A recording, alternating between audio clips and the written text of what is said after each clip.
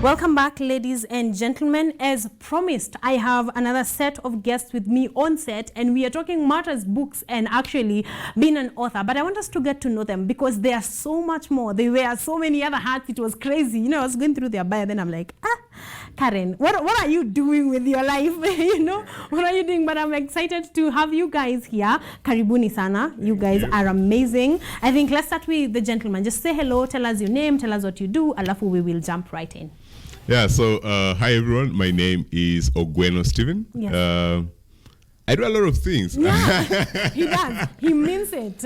Yeah, so primarily Yes. I'm very much an optimist, an entrepreneur, and a visionary. Yeah. Very passionate about health, Yes. entrepreneurship, and leadership. Yes. And so a lot of the hats I wear fall around those three things. Yes. So in terms of health, I run an organization called Stoylink that focuses on educating and giving access to Yes. information on chronic diseases Yes. and diagnostic services.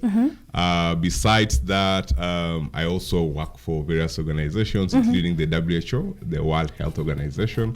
So yeah, and I also run another sort of a company called Lifestyle Health Yes. that focuses on providing health tech solutions for people in the continent. Yes. So that is in terms of health. In terms of leadership, I'm a co-founder of Legacy Leadership Africa. Yes.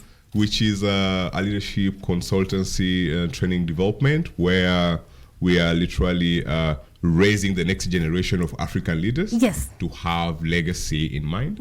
And also in that line as well, we also then going to communities, identifying young leaders and then giving them the skills that they need. Yes. And then in terms of entrepreneurship, so besides running Stoylink, I run other ventures as well. Yes.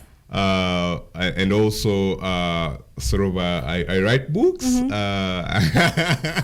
I told you he wears many hats. Which we'll come to, but Yes. I think that's a good brief summary to it. Yes, we are going to be getting into it, at least to a bit of details before we get to the book, so stick around, okay? Let us move on to Joyce. Karibu sana to the show. Please say hello, tell us who you are, what you do.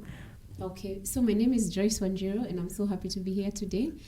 I am a mother of Yes. one son. Yes.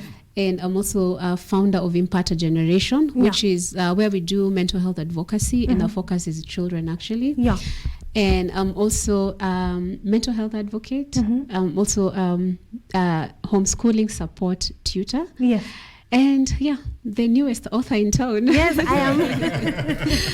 I am loving it. Welcome, Sana, you guys to Art and Culture Monday. You are doing amazing. I just want us to get to know you guys a little bit more because there was so much more to your bio that I don't want to just move to when did you start writing, and we will get to that. But I want to start with you, Stephen, and I want us to start with you and being in the health industry, health sector, and dealing with chronic diseases. Like what geared you towards that path? Yeah, so getting into chronic diseases, getting into health. So I guess the first inspiration for me to want to be in the science space came from cartoon. I mean, if you know Dexter's Laboratory, then you know that. Yeah, but then sort of when later on, I had people close to me who experienced diabetes and stroke and hypertension. And I also experienced a bit of chronic diseases as well. Yeah. So when I joined university, which actually joined KU, I sort of shifted to study in a field that will then enable me to learn the skills to go back into the community, to educate them on chronic diseases. So that's how I got into population health. Later on, did a master's in global health at the University of Manchester. And ever since, I've been running, this organization to really focus on educating people, in the communities on what these diseases are, but also giving them access to early diagnostic services. So, for example, most people still think that diseases like cancer and diabetes are diseases of old people or rich people, and that young people do not get it. Yes. And I have a podcast that really shows that young people actually get these diseases. And the statistics are staggering that here in Africa, we actually get more of these chronic diseases, than even in the developed countries. And they have a lot more impact here in Africa than in those countries. So what are we doing about it? So that's how I sort of ended up working in the health space and in the chronic disease space. Yes. Yeah. Amazing. I like that. I like that you guys are coming here and telling me, this started from childhood. Like I knew you may not have known exactly what you want to do, but you are leaning towards a certain way. And I love that. What is the name of your podcast? I ran 2 podcasts. I told you guys, I cannot believe him. But the one I just mentioned is called the African NCD Champions, where we are hosting champions, so people who have actually lived with these chronic diseases, and then sharing their stories to then help other people across the continent to really get into contact or connect with stories and experiences of people who've lived with non-communicable diseases. The other one is called the Afropreneur Podcast, where we are hosting entrepreneurs from Africa, sharing their entrepreneurial journeys and their unique perspectives having worked in Africa. Africa is a bit of a different context in terms of entrepreneurship, and we have our unique challenges. So we share a bit of that with the Afropreneur podcast. So that any African young person, young aspiring entrepreneur can actually get to have that space. I think you are doing a lot in terms of transitioning us probably from what we learned from the older generation to the newer generation, because I think now a new entrepreneur right now, a young entrepreneur per se, has a podcast where they can actually go and see the challenges and how to solve the problems. Like, I think that's this generation kind of solution, and I love it. Rather than what we were used to in the old, you just get into business. Like Kikuyus, they are known. You just get into business blindly. It's just business, But now you can get into it with open eyes and with your expectations. And I like that. I'm going to be reminding us of those podcasts at the end of the interview, because I think they are important. You all ought to go and listen to them. I want to move on to Joyce. You're a founder of Impact a Generation. Impact a Generation. One, I want you to tell me about Impact a Generation. Where was the idea birthed, or what is the vision and the purpose of Impact a Generation?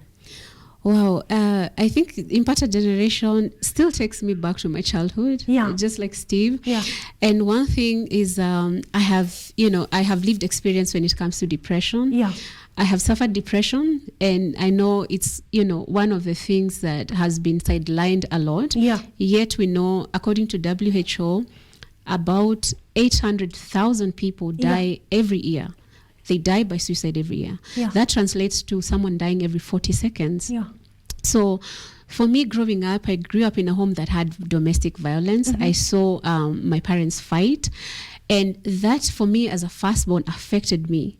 And I started having anxiety. And I remember when I was sent back to, when I went to high school, I used to have anxiety because I was like, oh, what if I come home and find my mom, died or something like that? And this is because at some point, my mom was so depressed that she planned to commit suicide. So, and she sent me to buy the cadaver that used to be called rat. And so her plan was to put that in food and we all die. Herself, me, and our 3 siblings. And it's because my dad had become, had sunk into drinking and left the burden for her and raising us. And that time was in Kibera, because we grew up in Kibera. So, and at that point, I didn't really know what my mom was planning to do, but I knew that people use rat. Some people use rat to commit suicide. So, or rather to die by suicide. Nowadays we say die by suicide. So that affected me back in when I went to high school, and it's a boarding school, and I was like, oh, what if I come and find my mom did it? Because that what parents don't realize now that you're talking about children are at home. What happens around the house, especially domestic violence, it affects children. They may not come and tell you, Daddy, Mommy, this is affecting me. But it unconsciously affects them, and they grow up with it. And that is very traumatizing for a child. And they grow up with it, and it comes to affect them later on in life. So, and that was it for me. So I struggled with anxiety, and later on in life, I also struggled at some point with depression and suicidal thoughts. So, and now when I came to when I went to campus, I studied psychology. Yeah. Let's say they say people who study psychology, they're actually trying to treat themselves or their childhood issues. Yeah. And so for me, when I started Impata Generation, I want to be able to educate parents and children. And we also currently we do a training for teachers that is called psychological first aid and social emotional learning. And this is to be able to educate parents and teachers. How do you even know a child is depressed? How do you know a child is struggling? So that's very important, and that's what we are trying to do with Impata Generation. Yes, amazing. Yes. I love these conversations. I think my addition to that, because now that the kids are at home and the parents may be watching, kids are like sponges. They suck in a lot. They may not be able to squeeze it out themselves, but they suck in a lot of what is happening. Like, don't underestimate the understanding, even of that 1-year-old or 2-year-old. Don't underestimate their understanding of what is going on around them. They tend to suck in a lot. And I hope that through, such a show as Art and Culture Monday and guests as amazing as yourselves, that these kids are learning a thing or two, to actually be able to. And parents and teachers together, they are learning a thing or two to be able to cope with life. So now let's get into the book that you brought here today. One, I want to ask, where did you two meet? Because did you you're in very different fields per se. So how did you two meet, Steve? So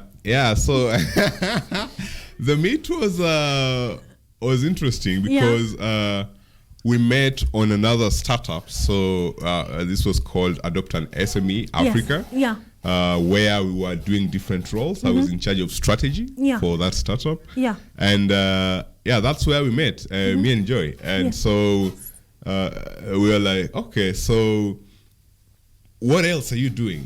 Besides, for example, I'm very good with strategy and strategic thinking. Yes.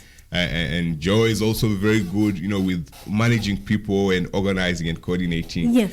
And then, so when we met, I shared a bit of the things I do, including written other books and whatnot. Yes. And she was like, okay. So I also, love, things with books and whatnot. And one day I'll be doing mine as well. So I guess that's how we met. These are the kind of friends that you need. You meet in a totally different setup, but you end up, what other thing are you doing? Which I think is the question most of us don't ask. That's why we don't network very well. So we meet, we have a really nice conversation with Steve, but after that conversation, I have no idea what else he does apart from what we were, what we met, the purpose for which we met. So Joy, do you have something to say about that? Yeah, I think what you're saying is very true. Sometimes we have very rich networks. Yes. And sometimes when you're looking for you're starting something or you want to do something, you think, you need someone to come from far away to help you. Exactly. But actually the resources you need are the people you have around. Yes. And that's actually what happened with Steve. Yeah. And some of also the others we have here,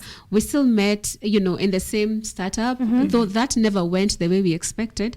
But we still came together and did different things, and you realize that the people we have who've written this book are just people who have amazing and rich experience and knowledge. Exactly. Yes. So I mean that these are all 7 authors are people that are very rich in very many facets of life, and they are doing very many other things.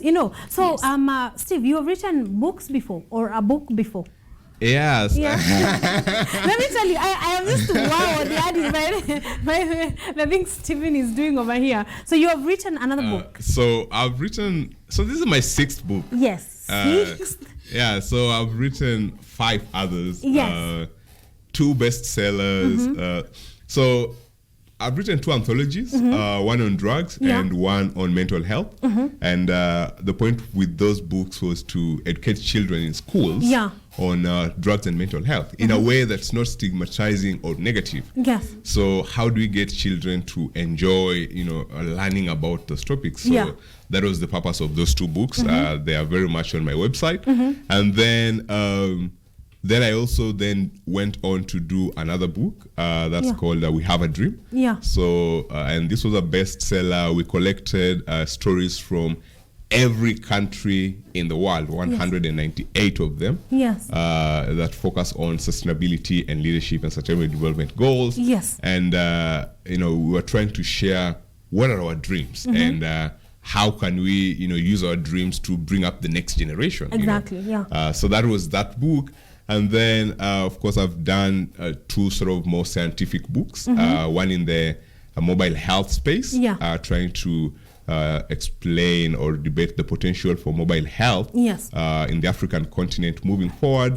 And then one also the potential for mobile health and universal health coverage and the intertwinement of that. And then my latest book, which is not published yet and will be in 3 months' time. Will be released in 3 months' time. 3 months' time. It's called Practical Skills for Entrepreneurial Success, which is a book that summarizes my first 25 years of life as an entrepreneur, starting different companies and failing at some, and what lessons did I learn that are unique to the African context, and how do you as an entrepreneur start from an idea to developing a complete organization. So that's the other book. And then there is this now. And then there is this that we have brought here today. I love that. Ladies and gentlemen, if you're watching, these are the books to buy, because through buying his book, you're networking with him. And they have amazing networking. I want us to go back kidogo, because I've heard you talking about children and mental health and drugs, which is something that you both share in common on dealing with children. And I just want to know, because we are trying in this show especially, we have had a lot of conversations on mental health, especially in children, in people of all age in general, because mental health is affecting from little kids to old people. But today, let's just talk about children, because they are here today. And what do you think is the how do I put this, is the best approach, rather, for, say, the everyday, the teacher and the mom and the dad, the teacher and the parents? What is the best way to go about your kids' mental health, to be able to raise a generation that is mentally that is mentally stable? Because I feel like a lot of these problems stem from our youth, from not talking about it, and from not knowing how to talk about it. I'd love both of your inputs on that. I think we can start with Joyce. Okay. Well, I think that's the whole mental health topic is very important. And like I said earlier, when you look at the statistics again, just to take you back there, the most affected age group with this, the people who die by suicide is from age 14 to 20, around 29. So these are basically children before a child gets 14 and they are struggling with depression and suicidal thought. It means there's a lot that has happened in their childhood. In their childhood. And one of the things what are the things that affect children's mental health? It's basically things that happen in family, like, when there's domestic violence, when there's probably a divorce, probably that didn't go well, and, there's issues with co-parenting, absentee parents, when parents are not present for their children, and also the environment where we grow. So those are some of the things that affect our children's mental health. And one of the things that parents can do is, how are you bringing up your child? How do you talk to your child? Is beating the way you speak to your child? Is raising your voice the way you speak to your child? Because, a child's personality and everything is formed from the house, because the parents are the first people who live with the child. So the way you handle your child's emotions, when a child is crying, do you beat them or do you listen to them? Because how you respond is how they will respond to their younger sibling or in school. So that really is very important. The relationship, how you're building the emotion of your child. So how are you listening to your child? Are you even present to know what is happening to your child? Are you there to guide them and to even help them? Well, like when a child is crying and is probably anxious, how do you help them calm down? And with social emotional learning, we say you teach your child to calm down. You teach them to breathe in and out and calm down, and now speak to me. What is the problem? Let me know. But I mean, how many parents have we seen do that? Calm down, and you just, like it's very rare. That's what I'm trying to say. And I am hoping I'll be one of those parents when that time is right. To be able to come to their level, and you're like, okay, whatever their name will be, they'll have beautiful names, but calm down, let's talk about this. Calmly breathe in. Like, I have never been told to breathe in growing up. Like, it's like nyamaza, or if I've been hurt, sasa hapo kuna pole kidogo, but not because I was, I didn't realize my emotions were, overrunning, and I am not okay. No one told me to breathe in from where, This is new. Why? That's why I'm thinking this. You're really bridging that bridge between the older generation and this generation that we are in, which I find to be really important. Steve, what do you have to say? How do we cope with our kids? Yeah. So I mean, I'll probably give 3 very short points, and one is really listening to your kids. And the thing with listening is that most of the parents, when kids reach a certain age that they're able to do a few things by themselves, they don't listen to them. They take the kids very passively, like you are just a member of the family. You are no longer my child or something like that. So listening and truly hearing your child's opinions on things, getting them involved in making decisions in the house is one of the first things to get them to feel empowered, because mental health also and mental challenges, especially in children, come from them feeling like they're weak and they are not in control of anything and they can't do anything. So giving them, the ability to start first listening to them, and then the second thing is giving them, some sense of power and responsibility. Kids love when you give them responsibility, because then when they do it, they expect that you'll give them, a compliment. Oh, you did this was nice, but you could improve on this and that. But again, most of the parents want to do everything for their kids. They're not letting space for their kids to do things. And part of building resilience in children is really giving them tasks so that they are able to do them. And if they succeed, you congratulate them. And if they don't succeed, you don't hide it from them. You tell them, hey, you didn't do very well, but this is how you could do better. Exactly. It begins to build some strength, in the children. And then the third thing is actively engaging with them. And this is where routines come in. Reading stories at the bedtime, for example, was a very good way that most of us and most of the older generation grew up in, how they engage with their parents. The older generation went with their kids to the farm. The new generation, we spend most of our time in work, at office. We forget that we have kids. So how do we engage with them? What routines do we create? So for example, some of the very simple routines you could create is, waking up in the morning and preparing breakfast together, for example. That could be a thing that you do with your parents, and or eating. Eating is a very good routine. Eating at the same time, in a common setting, with everyone on the table. That could be another routine. Other routine could be reading books. There are families where from 7 to 9, it's reading. Everybody's there with their book in the corner. Everybody's reading. You are not talking, but you feel connected because everybody is doing the same thing. Exactly. For example, and most of the parents, what they do and what we see them, do, and when you talk to children, they say is that, we went to the swimming pool once, one in the weekend, and you see now those are like spontaneous activities. They're like, it's fun for now, and then it's not. So how do we create routines as as the parents of the future then to engage with our kids on a constant basis? To then create that connection in a way that when the kids actually feel depressed or stressed, or they want to talk about anything, they can actually talk to you openly. There's a setting that allows for that. Exactly. I love that. Our time is running, so I want us to move to this book. So you have collaborated with 7. You are 7 of you, 7 authors. So how did you land on the title, Stories by the Fireplace? Wow, this book, first of all, this book was inspired by my son.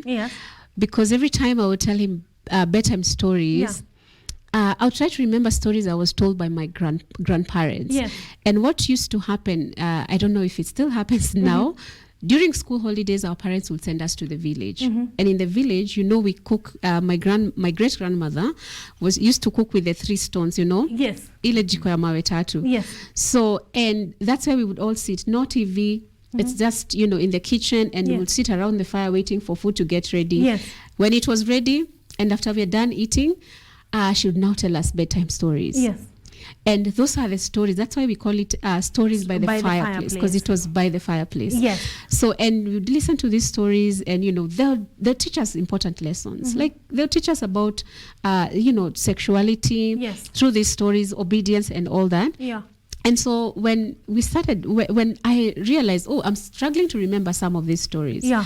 And, I felt like, okay, how about writing them? Yeah. Because like my small brother didn't have these experiences. He was too small when this was happening. Yes. And now, all of a sudden, now we are no longer going to the village. Yeah. We are, stuck in town or stuck in our houses. So my brother was like, what were these stories used to be told? And I tried to narrate to him some of them, and actually went back to my grandmother to ask for some of these stories. Yeah. And I actually thought, this happened in other communities. So that's why I went to Steve and the other friends, and I told them, did you guys have these experiences? Can we come and, write a book together? Yes. So these are 7 stories, meaning 7 communities. Yes.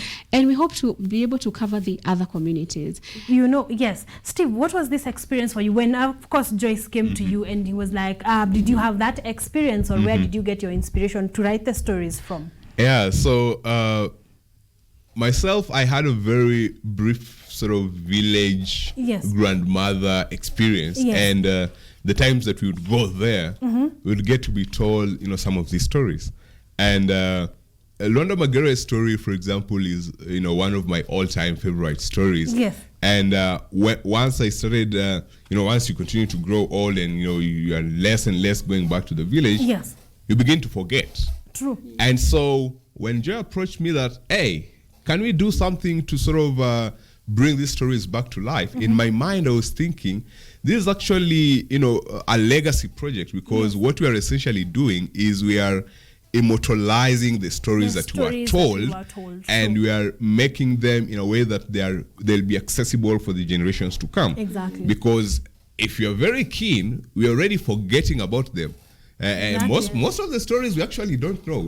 This generation, when you're talking about these heroes in our traditions, in our cultures, we don't know them. So this for me was really a legacy project to then immortalize the real African stories that were told in a way that they can be consumed for years to come. Exactly. And now for parents in the city, you don't have to go back to the village, to tell these stories. You can grab a book and get to know everything about it. So tell me about the other 5 authors. You can mention them probably. Tell me how they contributed to the book as we move. Yeah. So Noni is actually Miss Earth Kenya 2020. Yes. She's written the Aembu stories, and we also have Lewis Mumanyi is brought the Kisii stories. We also have Fatia. Fatia was our editor, and she also brought us the Kalenjin stories. And we have Bridget Kanini. She brought us the Kamba stories from the Eastern Province. Yes. And interesting, we have Catherine Silva, who is Kenyan and also from Seychelles. Yeah. So she brought us some of the stories as well from both countries and communities. Yes, amazing. Yes. Like, I mean, your kid gets access to about 7. These are 7 communities just to get at the tips of their finger, because now they can no longer go to Shags, or they are not able to go to Shags for that long. Where can we find this book? All right. So I could do that. So the book can be found in primarily 3 places at the moment. Yes. So one, it will very much be available on Amazon and on Kindle. When you just search the title of the book, you should be able to find it. It will also be listed on my website as well. So my personal website. Yes. That's www.oguenostephen.com. Under the books section, it will be listed there. Yes. And then we are also planning to distribute it across various partners that we are working with, to be able to get them into some retail stores, for people who want to, purchase them directly in terms of physical copies. Yes. So, also, this is written volume 1. That gives hope to a volume 2, a volume 3. Are you guys working on it currently, or what's the plan? Yes, that's in the pipeline. Yes. We hope to actually looking for other communities that are not covered. So we're actually looking for people who are willing to go research, dig these stories and bring them. Yeah. So we should be doing that, hopefully to cover the next, you don't want a very big book, a small book that a child can take and read and finish. Yes. So hopefully the next 10 communities, Yeah, and we hope to cover actually all the communities in Kenya. Exactly, and when you have covered, we can get some more stories, from like I believe the Kamba community, the Kikuyu community have probably more stories that you have not covered in a book. So I am hoping to see a volume 10, finally, I want you guys to give us your social media handles, where you can be found, and for more hats like his entrepreneurship, you also have an organization. So just tell us social media handles for that. Probably mention the podcast and your personal social media handles. Can start with Steve. Sure. So the best way to do this is visit my website. So my website lists all of my Facebook, Instagram, LinkedIn, whatnot. So my website is www.ogwenostephen.com, Stephen with a PH. Yes. And in there is my podcast, YouTubes and whatnot. So the podcast is the Afropreneur podcast. Yes. That's the one for entrepreneurship. Yes. That's available on all streaming platforms. So Spotify, iTunes, whatnot. Yeah. And then the other one is called African NCD Champions.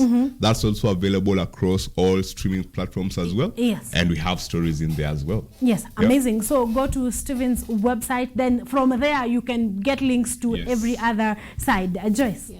So on Facebook, Twitter and Instagram. So Facebook, I'm Jolly Joy. You find me there. And we also have Impata Generation page on Facebook. It's just Impata Generation. Search us and you'll be able to find us. Yes, and please buy our book. Exactly. Now, let's get back to the book. You are launching this book. When is the launch? The launch is on 26th, actually this coming Saturday, and it's going to be virtual. Yes. So you find that when you go to our pages and also his, you find the link for joining, and also you can send a message and we'll be able to respond to you. It's going to be on Google Meetings. So 6 p.m. to 7:30 p.m. Yes, 6 p.m. to 7:30 p.m. That's just an hour and a half, guys, that you can get, to listen to them. As you have had, they are packaged. Like, this is just one of the things that they do. So you can get a lot from there. And also get a book for your kid. Get them reading, get them enjoying such an amazing African stories. How much is the book, Steve? Yeah, for a very brief time, we'll be sort of having this on discount. Yes. So that will be on 1,000 bob. So that's for the next 3 months. Yes. With in mind that children are at home. Exactly. So the goal is getting it to as many homes as possible. Yes. So that parents have things that they can engage their children with. Exactly. But also so that the children can not only hear from their community or their tribe, but sort of have a more broad spectrum thinking and interaction with other communities. So we'll be selling this at 1,000 for the next 3 months. Yes. And we'll be distributing across all of the platforms that I mentioned. You can find the book. Yes. Yeah. So, ladies and gentlemen, you have the next few days to buy this for 1,000 bob, because I believe when kids go back to school, now you're going to get it for a much higher price because you had the time. They gave you 3 months is a long time for just 1,000 bob. That is worth. It is priceless for your kid to have this, to be engaged in such stories, to know such things of people who have gone back, researched, looked for their grandmother, their grandmother's grandmother, to just put together something so that it is timeless for your kid to read through. Just for 1,000 bob. I love you guys. Kwanza Facebook Live comment section. If you need one, just ask for it, and we will get it to you in no time. All right. Thank you so much for being here. You guys are amazing. Am I getting a copy? Thank you very much. They have agreed to giving me a copy. Man, thank you so much. Thank you for coming. I will be, putting this online so that we can make as much noise as possible. We can say parents are at work, but they will not be at work today at 5. So if we post this today at 5, some more parents may be able to see that. Thank you so much, Steve and Joyce. It's a pleasure to have you guys here. Ladies and gentlemen, we want to go for a very short break. We still have another launch coming. We have about 52 minutes to go to the top of the hour before we close our show. We have one more launch. We are going to be discussing content creation, and you are going to love this one. I have 2 comedians waiting to entertain